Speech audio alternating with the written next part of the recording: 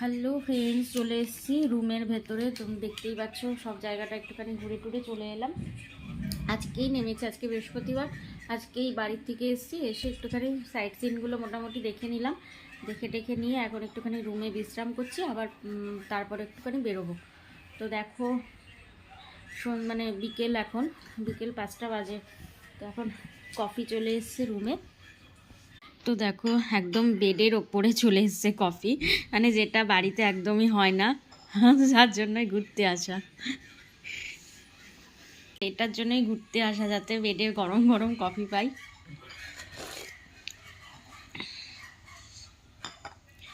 গরম গরম খাবার পাই, কোনো টেনশন নেই।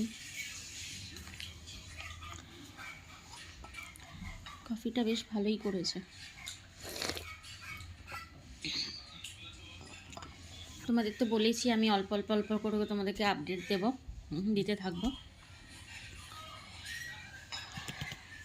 এই হচ্ছে আমাদের রুম। এখানে রায়ন কফি খাচ্ছে।